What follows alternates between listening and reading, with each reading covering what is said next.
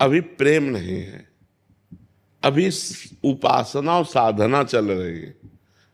तो जिधर देखो उधर अपने ही प्रभु हैं।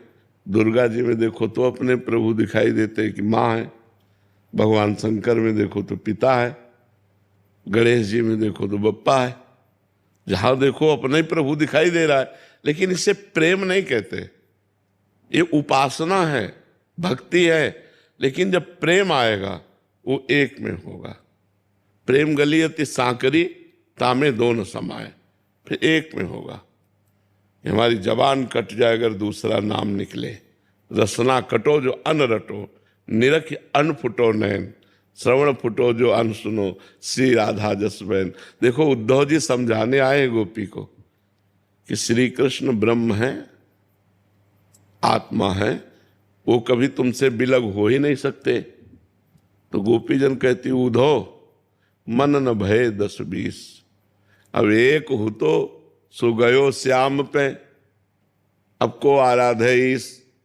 एक मन था वो श्याम सुंदर ने चुरा लिया, अब तुम ये ब्रह्म ज्ञान कह रहे हो, कौन तुम्हारा ब्रह्म ज्ञान सुने?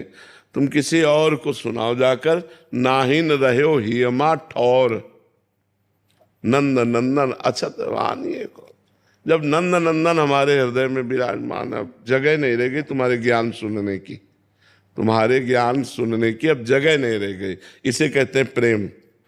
श्री कृष्ण प्रेम, राम प्रेम, शिव प्रेम, वही एक परमात्मा है। पर जब प्रेम होगा तो फिर दो नहीं, फिर एक में होता है। जैसे भगवती अम्बा पार्वती जी भगवान शिव के लिए तपस्या कर रही, तो सप्त ऋषि जन आते हैं, पूछते हैं कि देवी आप किस लिए इतनी कठोर तपस्या कर रही? सूखा बिल्व पत्र खा के, सूखा बिल्व पत्र एक ऐसे पाके तपस्या करते थे।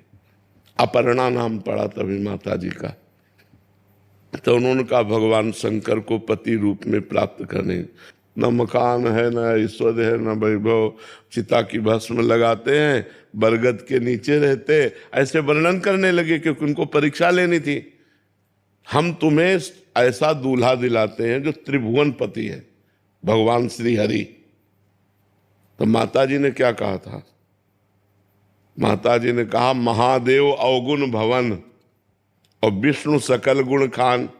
माना आपकी बात, लेकिन जही कर मन जही सन रमे, ते ही सन काम। कोटि जन्म लग रगर हमारी, बरऊं सम मुनत रहूं कुमारी। करोड़ जन्मों तक मैं जन्मूंगी